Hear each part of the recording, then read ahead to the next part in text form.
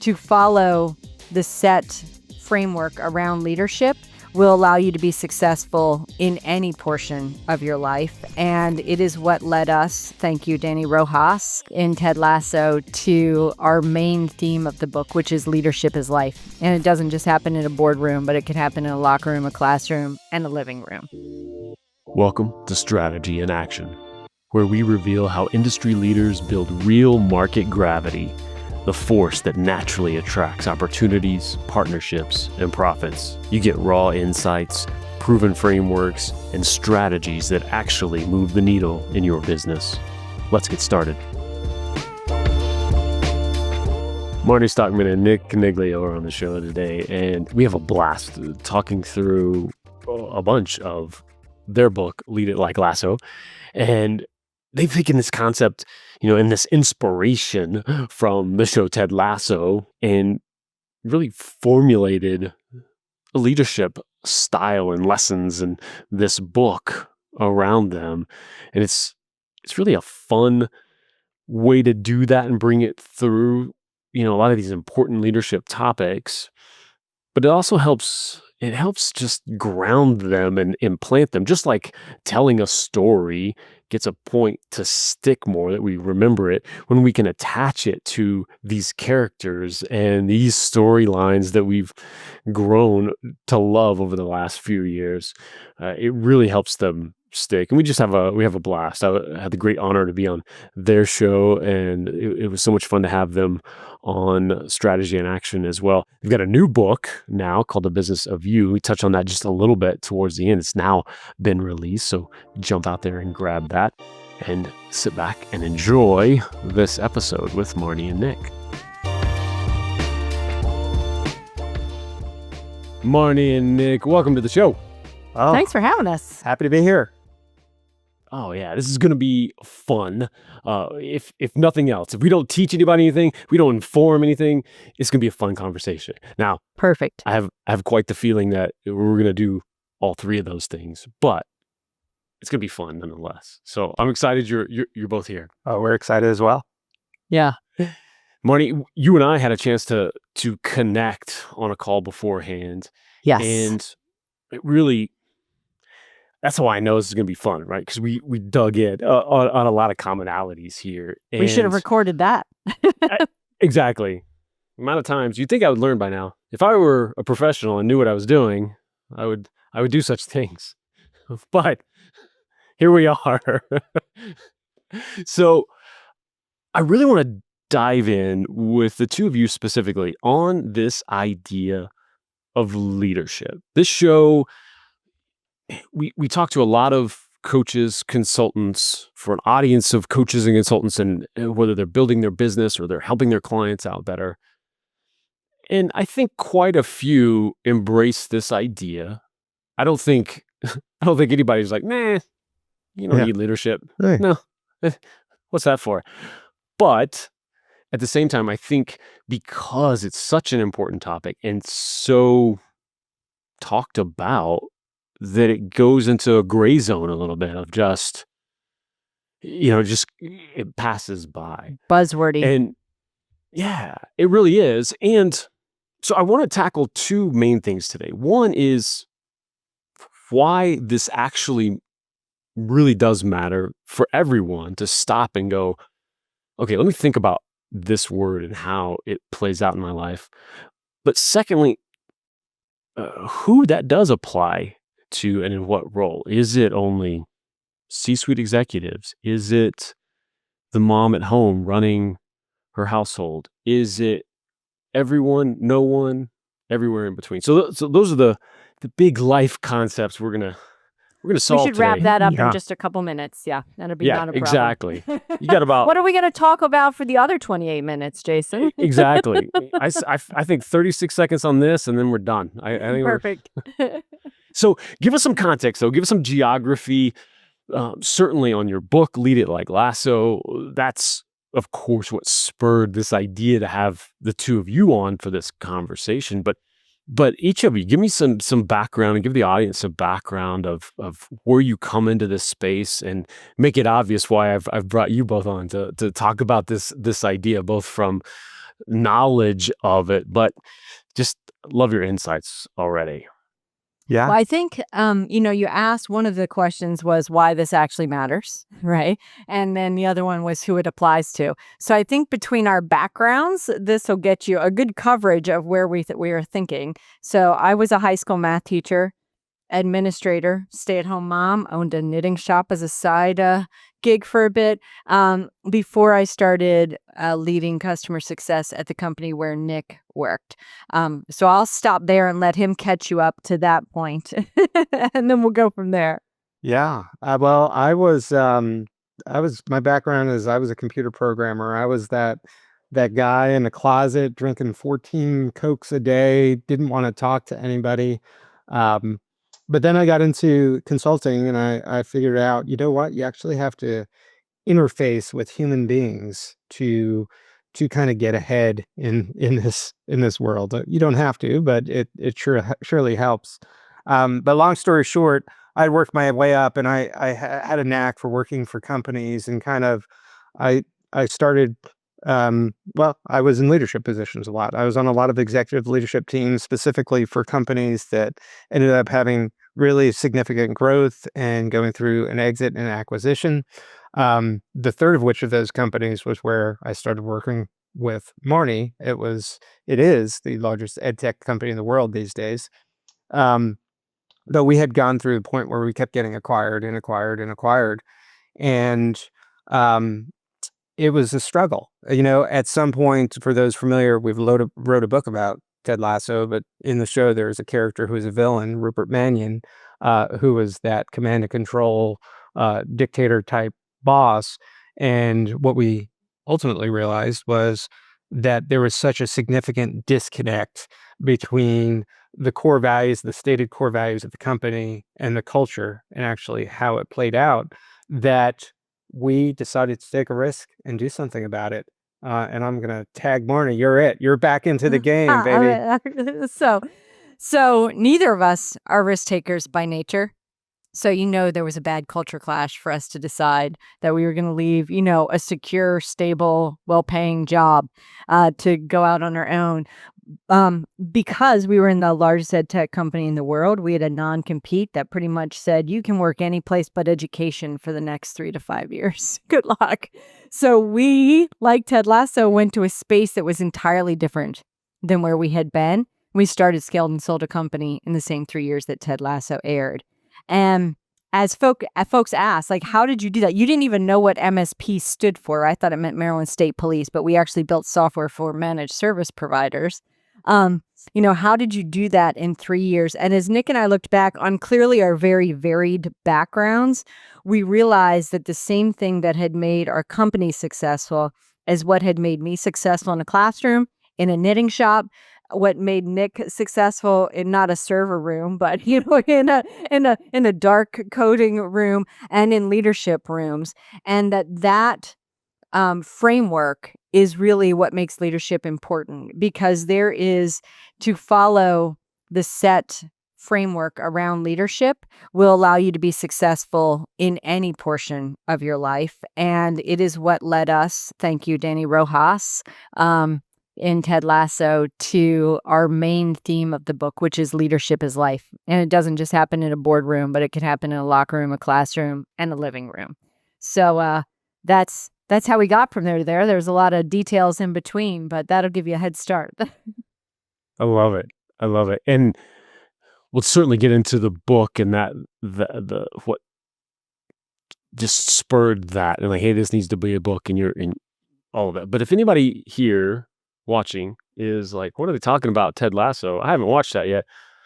Well, that's your first step. That's the first thing wrong with your Homework life. number one. And it's a great leadership professional development. So we're not just saying this. We don't work for Apple TV. We don't need your subscription dollars. We don't get them. Exactly. And it's just, yeah, I don't know what to, if you don't want to watch it, I can't help you. So you'll never be a leader. How about that? We'll just say that, prescriptive. No, but you'll hear us referencing that because it is phenomenal, and I want to bring this bridge in what prompted it. But first, this idea with your backgrounds and as you started to connect those dots, like you mentioned, Marnie, of what were these commonalities in this idea of leadership.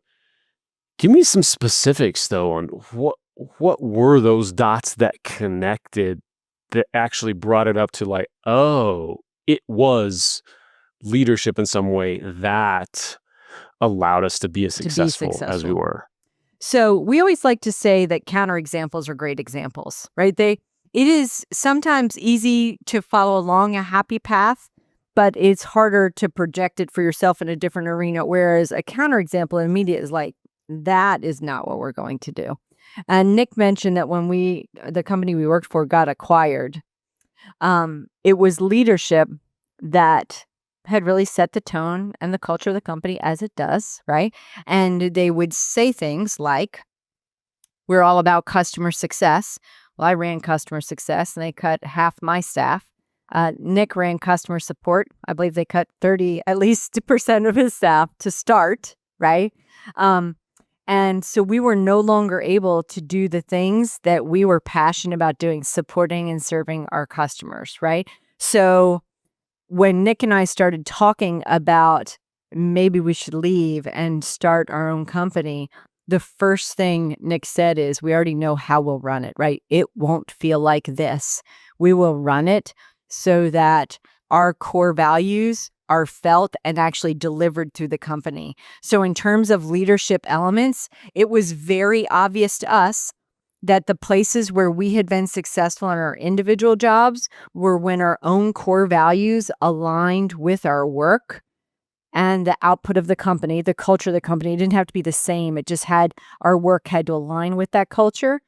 And that when those things weren't aligned, it was disastrous. So I think that is how we knew that core values would be the number one element of what we wanted to talk about when it came to leadership.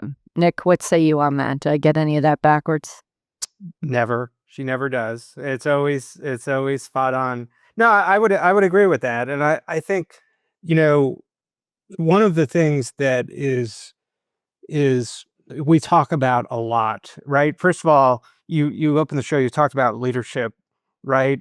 For us, we very much couch it from the standpoint of personal leadership. How do I lead myself? Because you don't you it's really hard, if not impossible, to lead others, whether it's a small team or large team, unless you lead yourself first. And Marty mentioned the core values, understanding what drives you. The other thing we talk a lot about, and we can't take credit for this. Adam Grant actually coined it in one of his books, Think Again, where he talked about the character revolution. Right? It's a bit ironic. We're in 2025 when everybody is talking about technology, AI, doing all the work, right?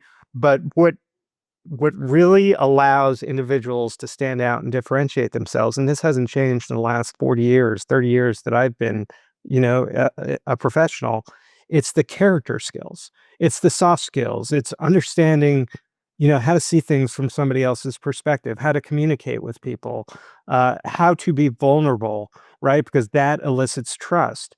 And that's, Marnie talked about, a very important and the thing we lead off with in our book, which is understanding yourself, core values. But we also get into, the softer skills, emotional intelligence, vulnerability, empathy, all those types of things, which ultimately lead to trust, which is really the foundation of what we would call leadership.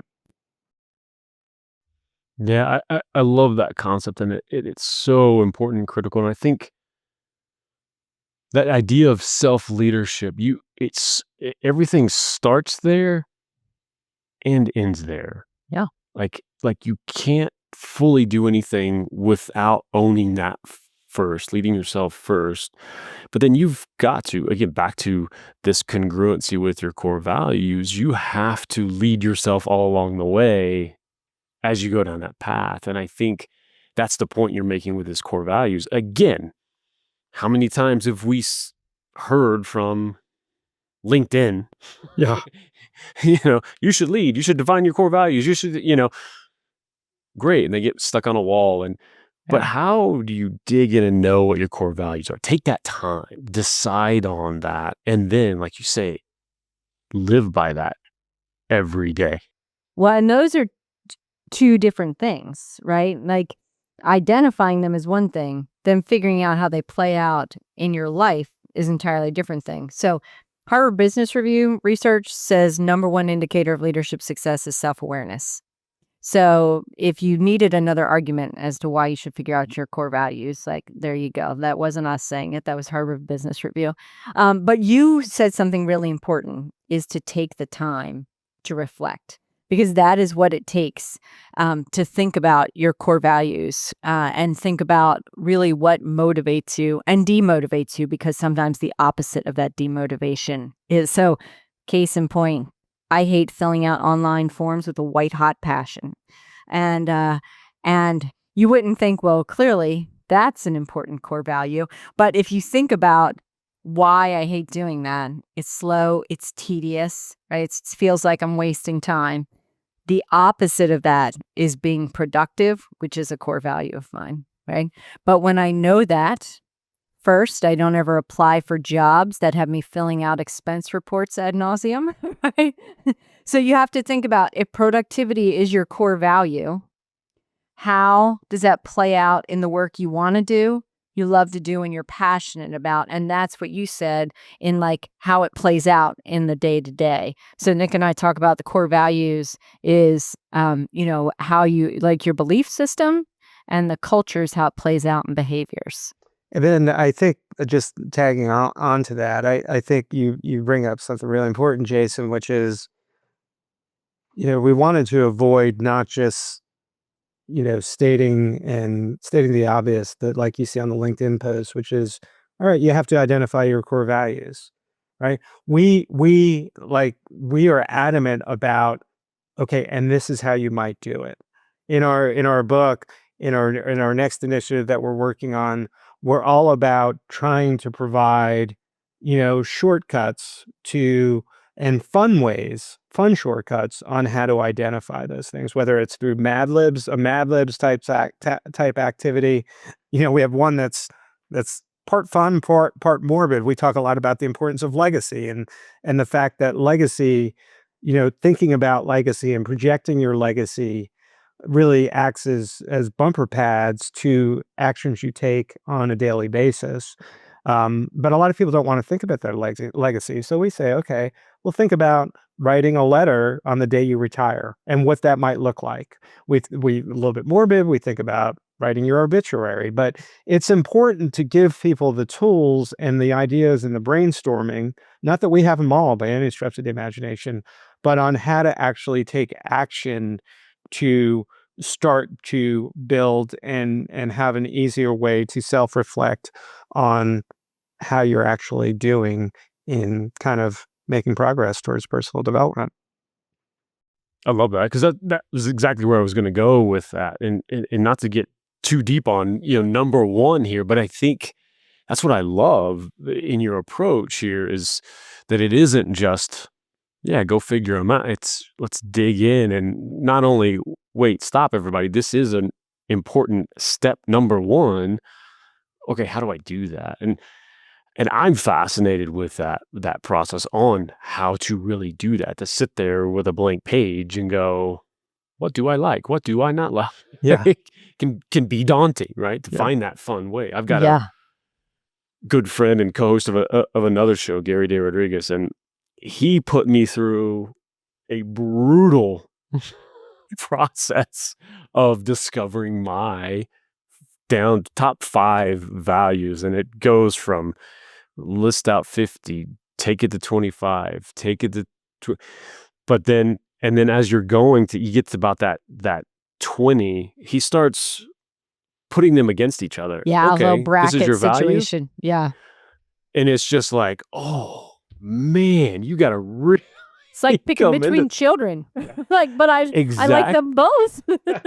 exactly, and so there's brutal ways to do it, though I do recommend it. It's great on the outset, but then there's fun mad, and I love just this, I don't know, just this help, right? Like for the folks out there who's like, yes, I want to do this. I want to be better at this. How the heck do I? I can tell already that both from the upcoming, what is it, Blue? Is that the app coming up? Yes. Yeah. And this is Yeah, and The business of you is the book. Yeah. that it's just you guys are digging into to really help folks get beyond this idea of just you should go do this stuff. Dig Well, into it. you talked about leadership being this generic word, right? And I think a lot of people go into jobs, especially corporate enterprise jobs, thinking leadership is other than themselves. Oddly enough, just this morning on Reddit, which, as we know, hates everything and everybody, somebody asked why I should write a legacy plan. And like Nick and I clearly think that's really important. It's a great way to establish some guide rails for yourself. And the comments just, I'm like, oh my, these poor people. But some of them were like, I'm just barely surviving. Who has time for legacy? I don't care about it. Like it was really, of course, a lot of negative stuff. And I was shocked that those folks didn't see themselves as a leader or leading anything important or leaving anything important behind. And then other people would try to correct them and say, like, you're here on this earth. You're leaving a legacy. And what do you want that to be for your family? Or, and they only saw it like they saw leadership as just something for other. Whereas I think what you just said, it's every single person needs to figure that out for themselves because they do have to lead themselves first. Yeah, and I guess just in thinking about this idea this morning, like, is it okay for someone to just like, "Well, I don't want to be, I want to show up somewhere and tell me what to do." In just saying it's interesting because just saying the words, right? And I think most people would feel this way, even if they're acting that way and operating that way. Like you said, I'm just trying to get through the day. To say the words, "Oh, I just want to be a follower." Oh my gosh. Does anybody maybe they do. I think people, I think I subscribed to that when I was younger, especially, right? I don't, because the whole notion, I'm an introvert by nature, and the whole notion of, you know, leader in my mind was, having to interact with other people. I'm like, well, I don't want to do that. I just want to follow. But again, we want to change the conversation. Everyone is a leader. You can lead yourself. You have to lead yourself. Um, Followers are important, absolutely. But you know what? I may be a follower at work, but I'm a leader because I'm a father at home. And even at work, you may find yourself, and I think we have studies. It's like 76% of some demographic. I think it was a UK-based study, right, Marnie? Yeah. Are They were accidental leaders where they had no intention or desire to be a leader. They had no formal leadership training, but yet they found themselves in a In a position leadership where position. they were leading others. So, whether you like it or not, you are going to lead something. At minimum, you are going to lead yourself. You may lead yourself very poorly, and I think at the end of the day, as an example, right? If you are someone who uh, has a core value of, I don't know, creativity, and you are living a life where you're just being told what to do with no imagination, no creativity, and you're following, you may be happy that you're following, but you know what? You're stressed, you're anxious, because whenever you're leading a life where the culture is playing out different than the way you are wired internally, it doesn't work out. It never Doesn't feel does. good. Yeah. I think that's the answer, right? Honestly, is that no matter where you fall on the spectrum, and we all dance between them. We're leading here, like you mentioned, we're leading in this role, and we're following someone else, and we're doing those things, and I think that's an important nuance too to talk about, Yep. right? Hmm. That we dance through all of these, but I think the answer there too is at bare minimum, being in this world, you have to embrace this idea of self leadership. If nothing else, and you don't want to lead another soul to, because to me that is hand in hand with ownership. Yeah. And the Agency. exact Yeah. opposite of that is it's all somebody else's fault. It's all the government. It's all this. That's why things aren't working out, or that they are, and it's so both empowering. You talk about your health and all of that. And my goodness, attracting and energetic and everything to have that ownership. Like maybe I didn't directly cause it, but I'm going to take ownership of it. What could I do better to take a different direction? And I think that's the answer, which I love, Nick, is that at the minimum, that's a requirement. Yeah. Like to take that on is important.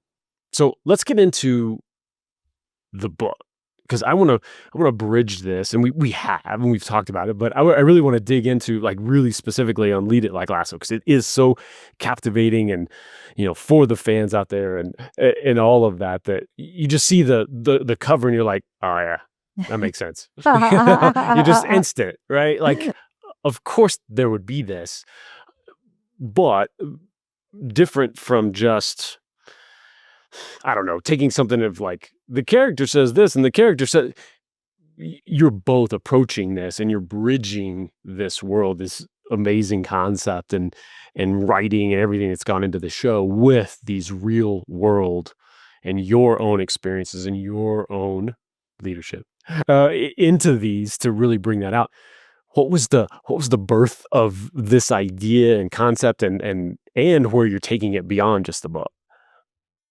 Well, it helps that Marnie is the real life Ted Lasso. I mean, I I was watching the show. My son played competitive soccer, so we started watching it during the pandemic, and I'm watching. I'm like, gosh, something is familiar about this show. Not only did I love the show, but something was familiar about it.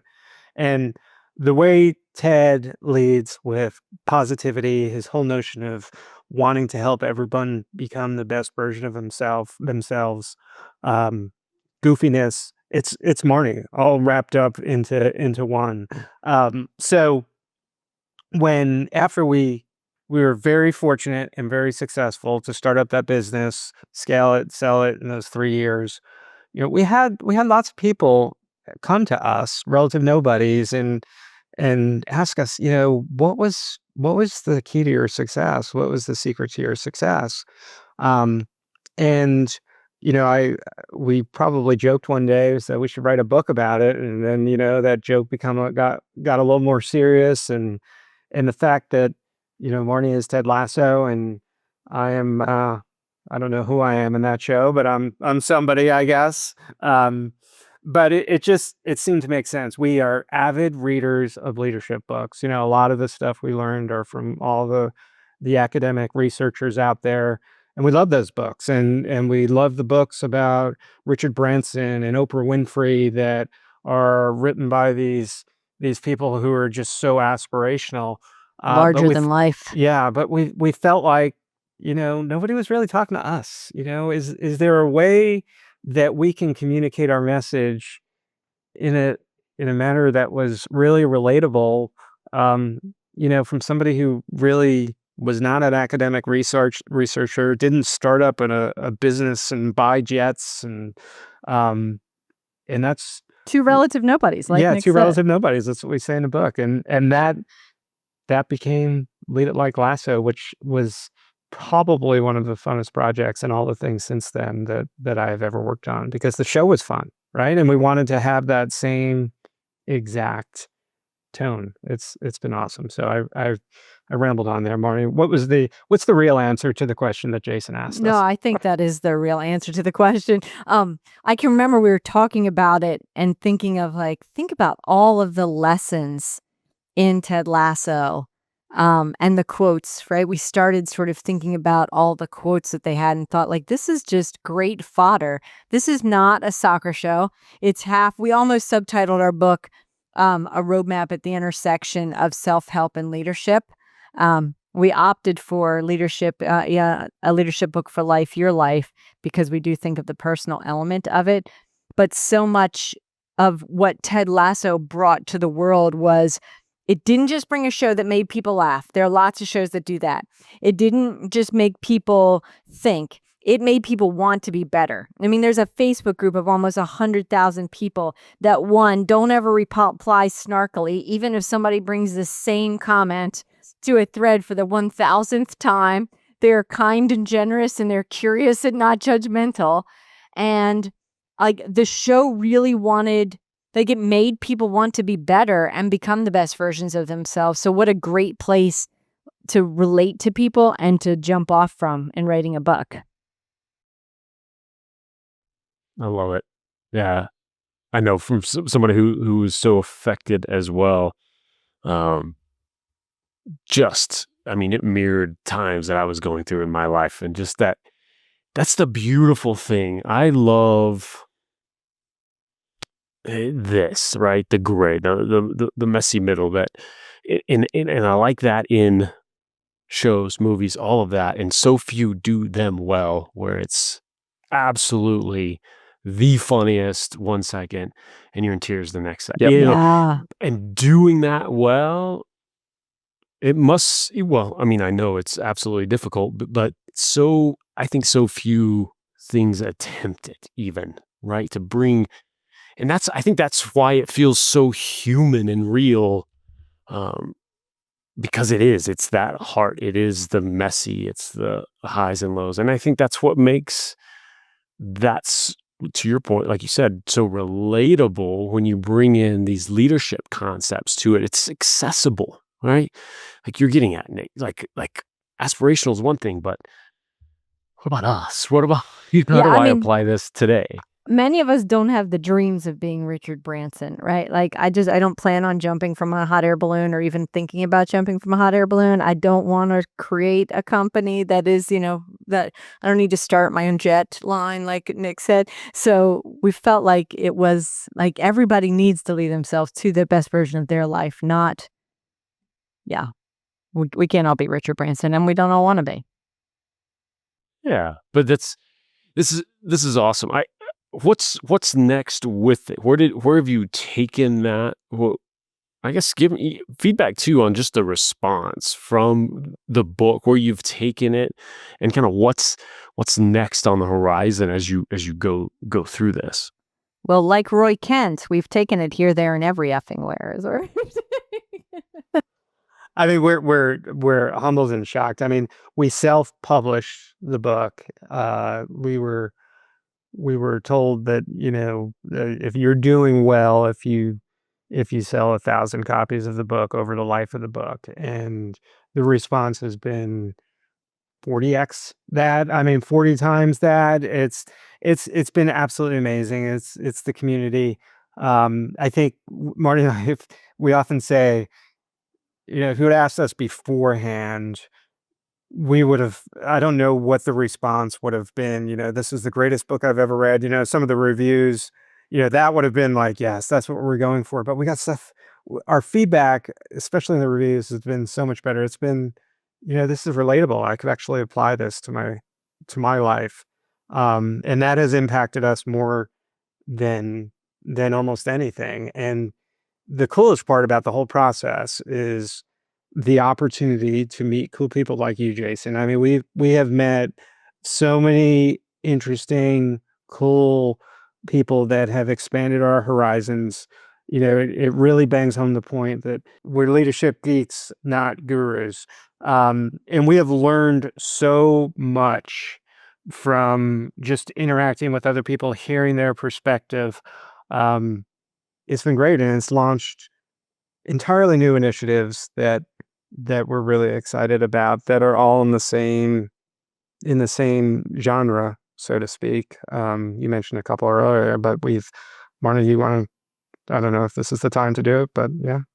Sure. Well, in August, we're launching The Business of You, which is a book about how the most important project you'll ever work on is you, and how you need to run your life like a business. And that really, like Nick said, has come from, we've talked to so many people about success and leading their own life. And what we found is that the successful ones, whether they realize it or not, are running their lives like a business, right? They they are well aware. HR is the department that hires and fires people, and they fire them if they don't show up. So they show up for their own lives, right? So if you're your own HR department, are you going to hire yourself or are you going to fire yourself, right?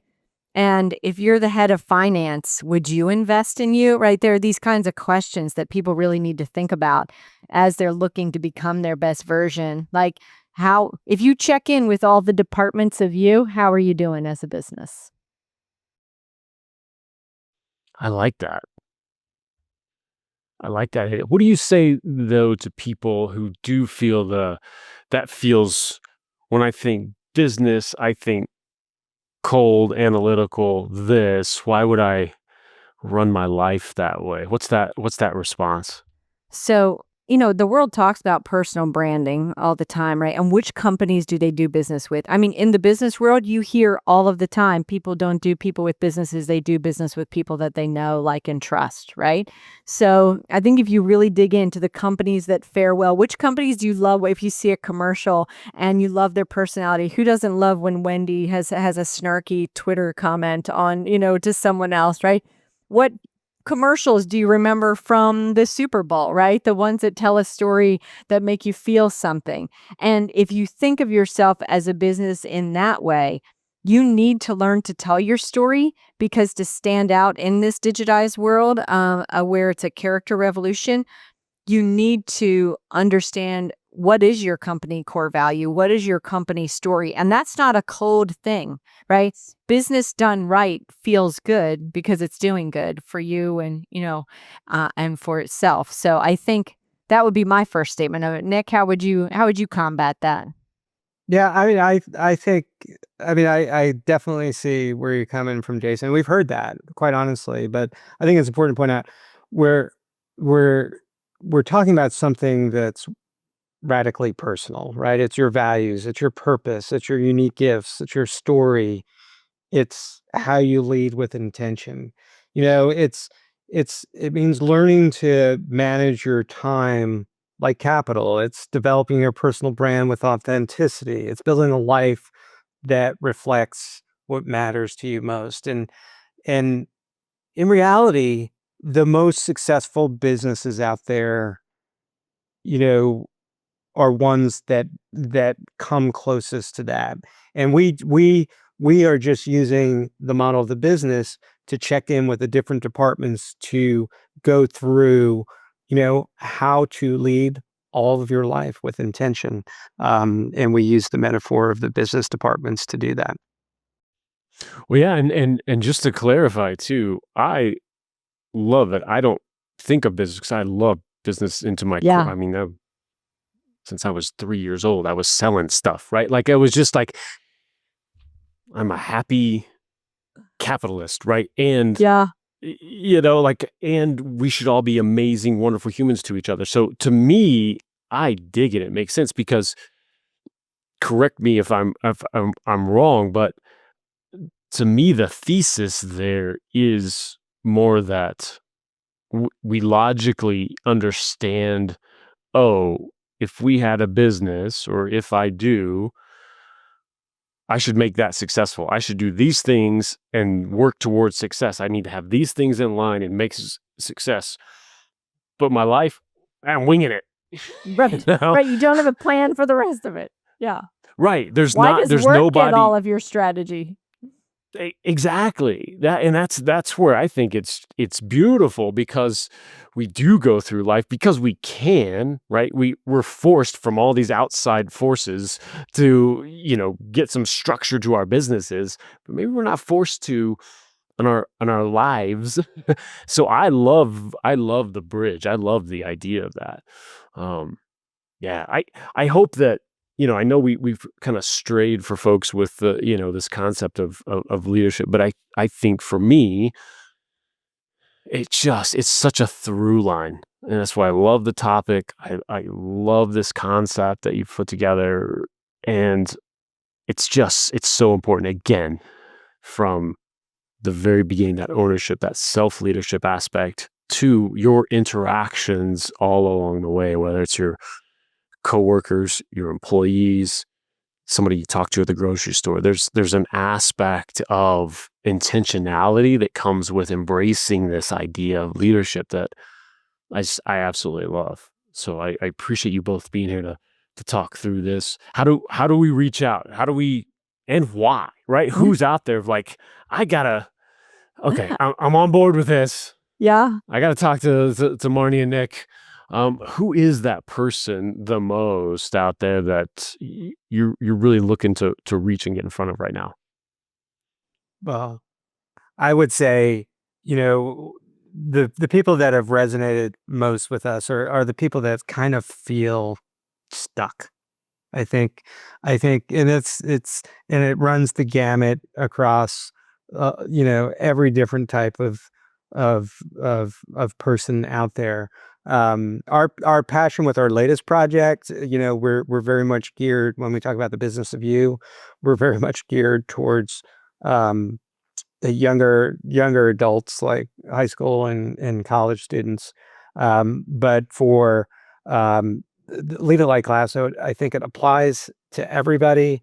If you just feel like you need something, you need that little cheat code to start to defeat the blank page and progress forward. What we hear from everybody is that this is a really great resource, and we'd love for people to reach out to us. You can find us at leaditlikelasso.com, and all of our social handles are at Lead It Like Lasso everywhere. We engage with anybody and everybody that we can, and we love hearing stories, and we love to learn. So we invite anybody who's listening to either reach out to us on LinkedIn. You can find us Marnie Stockman, Nick Coniglio, or Lead It Like Lasso anywhere. What Nick said while my internet was out. Perfect.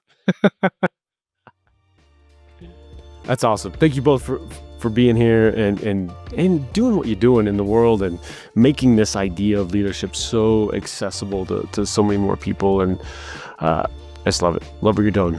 Jason, we can't thank you enough for having us on. Thank you so much. Thanks for having us. Yes, of course. And we'll see you all next time. Thanks for joining us on Strategy in Action. Remember, true industry leaders don't chase opportunities, they attract them. Want to build your own market gravity? Visit MediaLeadsCo.com. See you next time.